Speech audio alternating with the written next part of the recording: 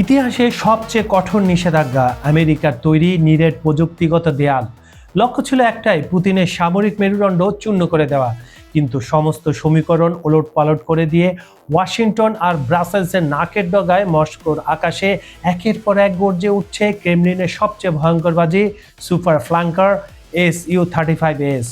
পশ্চিমাদের চিপ অবরোধের বুড়ো আঙুল দেখিয়ে কিভাবে চলছে রাশিয়ার এই মেশিনের উৎপাদন।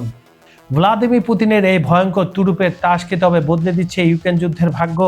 আন্তর্জাতিক রাজনীতির এমনই এক রগরগে ও বিস্ফোরক বিশ্লেষণ নিয়ে আজ আপনাদের সাথে আছে আমি কাজল হায়দার। স্বাগত জানাচ্ছি খবর সংযোগে। আশা করি শেষ পর্যন্ত সঙ্গেই থাকবেন। পশ্চিমাদের নিষেধাজ্ঞা রুখে আকাশে পুতিনের সুপার ফ্ল্যাঙ্কার। ইউক্রেন যুদ্ধ শুরুর পর থেকে রাশিয়ার অর্থনীতি ও সামরিক খাতকে পঙ্গু করে দিতে ইতিহাসের সবচেয়ে কঠোর নিষেধাজ্ঞা ও প্রযুক্তিগত অবরোধ আরোপ করেছে আমেরিকা।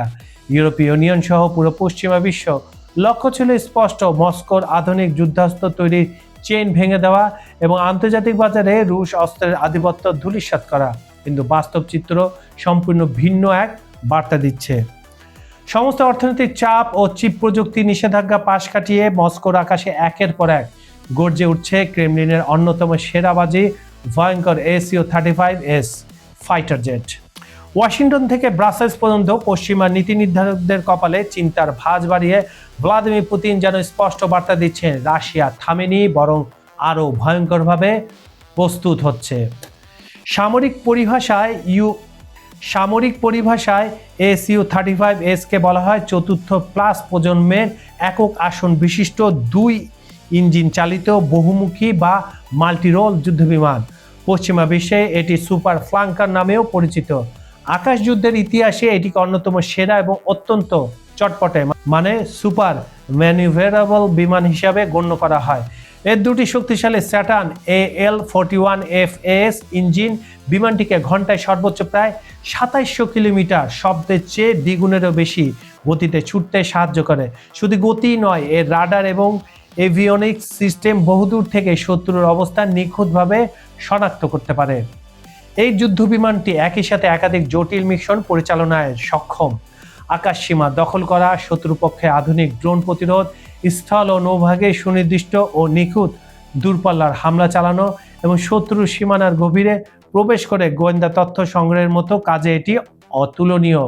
আকাশ যুদ্ধের জন্য এতে যুক্ত রয়েছে দূরপাল্লার R-77 এবং স্বল্প পাল্লার R-73 air two air missile, যা যে কোনো আধুনিক পশ্চিমা ফাইটার জেটের জন্য চরম এক আতঙ্কের নাম। আন্তর্জাতিক বাজারে এই যুদ্ধবিমানের প্রতিটি ইউনিটের আনুমানিক মূল্য 85 থেকে 100 মিলিয়ন মার্কিন ডলার। 2022 সালে ইউক্রেনের সামরিক অভিযানের শুরুর পর পশ্চিমাদের মূল লক্ষ্য ছিল রাশিয়ার প্রতিরক্ষা শিল্পকে ভেতর থেকে দুর্বল করা। SU-35S এর মতো অত্যাধুনিক বিমানে ব্যবহৃত বহু গুরুত্বপূর্ণ এভিওনিক্স, রাডার সিস্টেমের মাইক্রোপ্রসেসর ও জটিল ইলেকট্রনিক কম্পোনেন্ট আগে পশ্চিমা দেশগুলো থেকে আমদানি করা হতো। নিষেধাজ্ঞা জারির পর এই সরবরাহ ব্যবস্থা সম্পূর্ণ ভেঙে পড়ে। পশ্চিমা বিশেষজ্ঞদের ধারণা ছিল সেমিকন্ডাক্টর ও উন্নত চিপের অভাবে রাশিয়া এই ফ্ল্যাগশিপ বিমানের উৎপাদন চিরতরে থমকে যাবে। তবে রাশিয়া এই ধাক্কা সামলাতে দ্রুত তাদের কৌশল পরিবর্তন করে। তারা মূলত দুটি পথ বেছে নেয়। প্রথমত, আমদানি প্রতিস্থাপন, ইম্পোর্টস সাবলিমেশন, মানে কর্মসূচির মাধ্যমে নিজেদের দেশীয় প্রযুক্তিতে চিপ ও প্রসেসর তৈরি শুরু করা। কিন্তু এখানে আরেকটা খেলা আছে, সেটা হচ্ছে চীনও প্রচুর চিপ সাপ্লাই দিয়েছে রাশিয়াকে। নাম্বার 2, পশ্চিমাদের নিষেধাজ্ঞা অমান্য করে এমন বৌদ্ধভাবাপন্ন তৃতীয় কোনো দেশের মাধ্যমে সমান্তরাল বা ছায়া সরবরাহ চেনের সাহায্যে প্রয়োজনীয় চিপের যোগান নিশ্চিত করা, যেটা আমি বলছিলাম। এর ফলে উৎপাদন সাময়িক ধীর হলেও পুরোপুরি বন্ধ করা যায়নি। নিষেধাজ্ঞার পাহাড় ডিঙিয়ে রাশিয়ার প্রতিরক্ষা মন্ত্রণালয় নিয়মিত বিরতিতে নতুন ব্যাচের SU-35S বিমান বাহিনীতে যুক্ত করে যাচ্ছে। রাষ্ট্রায়ত্ত সংস্থা ইউনাইটেড এয়ারক্রাফট কর্পোরেশন UAC তাদের উৎপাদন কারখানাগুলো 24 ঘন্টা চালু রেখে যুদ্ধ বিমানের যোগান সচল রেখেছে। সামরিক বিশ্লেষকদের মতে এটি কেবল আকাশ শক্তি বাড়ানোর প্রয়াস নয়, এর পেছনে রয়েছে একটি গভীর রাজনৈতিক ও সামরিক বার্তা। পুতিন বিশ্বকে দেখাতে চান যে পশ্চিমা বিশ্ব রাশিয়ার অর্থনীতিকে বিচ্ছিন্ন করার যে দাবি করছে তা আসলে ব্যর্থ। একদিকে ইউক্রেনের আকাশে এই বিমানগুলো দাপিয়ে বেড়াচ্ছে, অন্যদিকে আন্তর্জাতিক বাজারেও এর চাহিদা ধরে রাখার চেষ্টা করছে মস্কো। পশ্চিমা চাপ সত্ত্বেও মধ্যপ্রাচ্য, এশিয়া ও আফ্রিকার বেশ কিছু দেশ এখনও রুশ অস্ত্রের প্রতি গভীর আগ্রহ দেখাচ্ছে, যা আমেরিকার বৈশ্বিক অস্ত্র বাজারের একাধিপত্যকে সরাসরি চ্যালেঞ্জ করছে।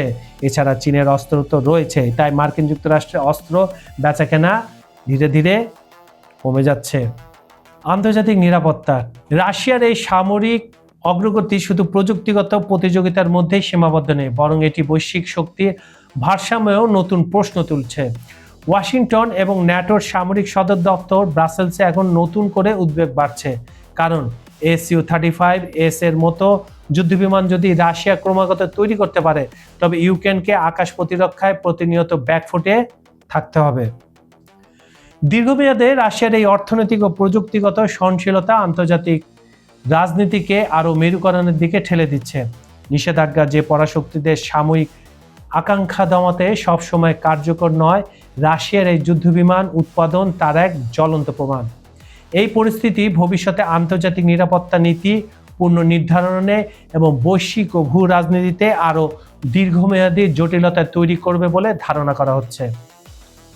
সুতরাং বোঝাই যাচ্ছে, ওয়াশিংটন আর ব্রাসেলসের সমস্ত নিষেধাজ্ঞা আর অর্থনৈতিক দেয়াল ভেদ করে পুতিনের এই সুপার ফ্লাঙ্কার শুধু আকাশে ডানা মেলছে না, বরং বিশ্ব ভূ রাজনীতির চেনা সমীকরণগুলোকেও নতুন করে চ্যালেঞ্জ জানাচ্ছে। নিষেধাজ্ঞা দিয়ে যে পরাশক্তিদের সামরিক আগ্রাসন বা জেদ দমানো যায় না, রাশিয়ার এই যুদ্ধবিমান উৎপাদন আজ বিশ্বমঞ্চে তারই এক জীবন্ত প্রমাণ।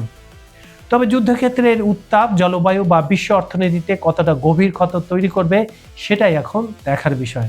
বন্ধুরা, আপনাদের কি মনে হয়, পশ্চিমাদের এই চিপ অপরাধ ব্যর্থ করে দিয়ে কি রাশিয়া পারবে ইউক্রেন যুদ্ধের মোড় পুরোপুরি নিজেদের নিয়ন্ত্রণে নিতে? আপনাদের মূল্যবান মতামত অবশ্যই নিচে কমেন্ট বক্সে লিখে জানাবেন। আপনারা আমাদের এই বিশেষ বিশ্লেষণটি পৃথিবীর কোন প্রান্ত থেকে দেখছেন? বাংলাদেশ, ভারত, পাকিস্তান, শ্রীলঙ্কা, মালদ্বীপ, Nepal, Bhutan, America, Europe, Canada, Ukraine, Brazil, Argentina, Portugal, Greece, Africa, নাকি সৌদি আরব, কুয়েত, দুবাই সহ মধ্যপ্রাচ্যের অন্য কোনো দেশ থেকে? কমেন্টে আপনার দেশের নাম লিখতে ভুলবেন না। আমরা আপনাদের প্রতিটি মতামত অত্যন্ত গুরুত্বের সাথে পড়ি এবং রিপ্লাই দেই। আন্তর্জাতিক রাজনীতির এমন সব চাঞ্চল্যকর খবরের ভেতরের খবর এবং নিখুঁত বিশ্লেষণ সবার আগে পেতে এখনই আমাদের খবর সংযোগ চ্যানেলটি সাবস্ক্রাইব করে রাখুন এবং পাশে থাকা বেল আইকনটি চেপে দিন।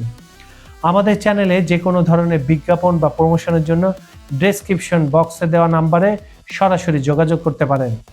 আজ এই পর্যন্তই। আন্তর্জাতিক রাজনীতি পরবর্তী কোনো হট টপিক ও বিস্ফোরক বিশ্লেষণ নিয়ে খুব দ্রুত দেখা হচ্ছে আপনাদের সাথে। ততক্ষণ পর্যন্ত সবাই ভালো থাকুন, সুস্থ থাকুন এবং চোখ রাখুন খবর সংযোগের পর্দায়।